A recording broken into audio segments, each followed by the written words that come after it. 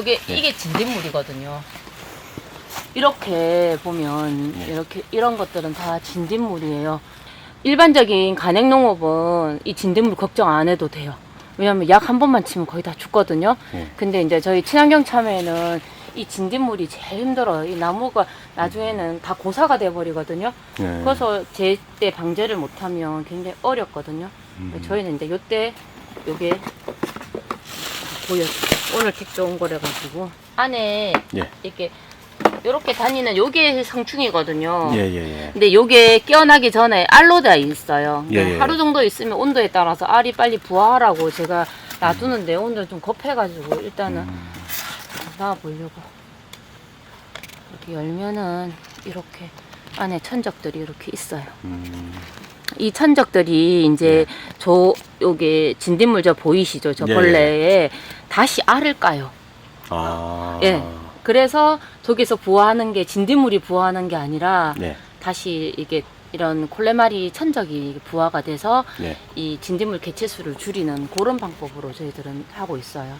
근데 제일 쉬운 거는 그냥 농약 치면 제일 쉬워요. 얘는 해를 끼치는 건 아니잖아요, 그죠? 네, 아무 상관없어요. 참외에도 영향을 미치는 게 아니고 오로지 이게 진딧물에만 영향을 미치는 거니까요.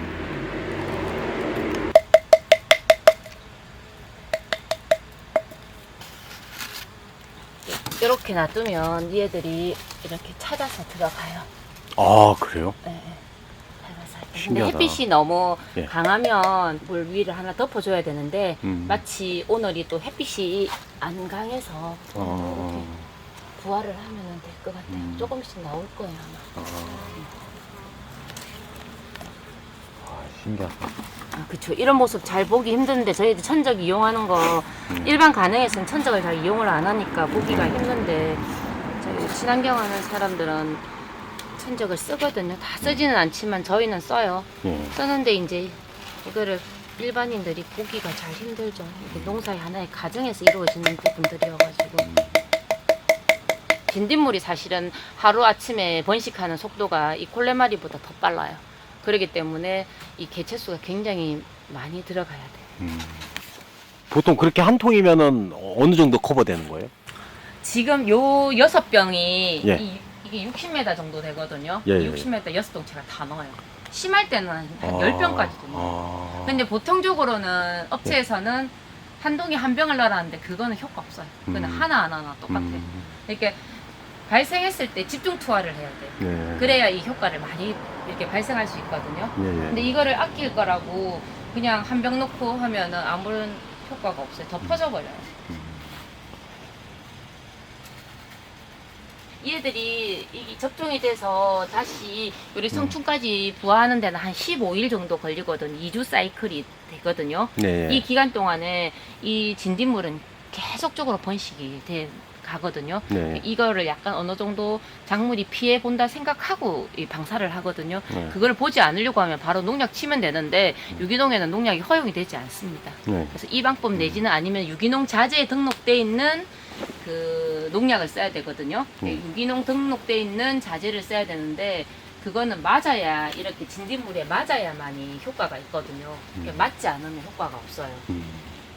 그래서 저희는 조금 피해가 보더라도 천적이 더 훨씬 더 편해요. 아까와는 다르게 박스에 많이 붙어 있죠. 요게 박스에 붙어 있는 것들이 진딧물 성충도 있고요. 콜레마리도 있어요. 그러니까 서로 간에 이제 경쟁을 해가지고 누가 이기냐에 따라서 이제 이 작물이 결정이 나요.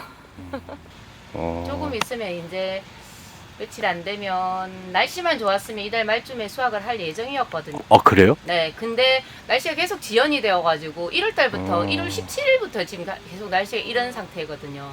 그러다 보니까 평상시보다 굉장히 좀 늦죠, 수확 자체. 참외가 원래 한 5월 말에서 6월 이때 나오는 거 아닌가요? 예전에는 그 여름 과일이라고 이 애들이 생각을 했는데 어느 순간부터는 딸기하고 비슷하게 딸기 요즘에 여름에 안 먹잖아요.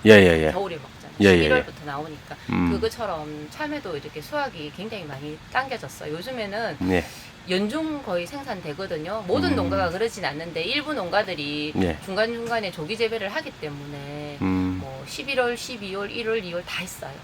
그 주로 요즘에 성주가 아무래도 집산지다 보니까 주로 많이 나오는 시즌이 이제 3월, 4월, 5월 요때가 제일 피크지만은 예. 참외는 늘 있어요. 가격이 문제죠. 그리고 아무래도 참외의 맛이라든지 본연의 이게 향이 좀 좋아지려면 3월 지나야 네. 그 맛이 이렇게 나요. 왜냐면 얘들은 햇빛을 많이 봐야 이게 맛이라든지 풍미가 느껴지거든요. 예. 이게 일광성이 없으면은 참외 품질 굉장히 많이 떨어진다. 그러니까 3월 이후에 나오는 게 확실히 좀 더 이렇게 풍미가 올라오고. 그쵸. 공기로 가면 갈수록 이렇게 익는 속도도 빨라지지만은 예. 이게 맛이라든지 육질이라든지 풍미가 훨씬 더 좋아요. 지금보다도. 수확량도 그때가 조금 더 늘어나고. 예.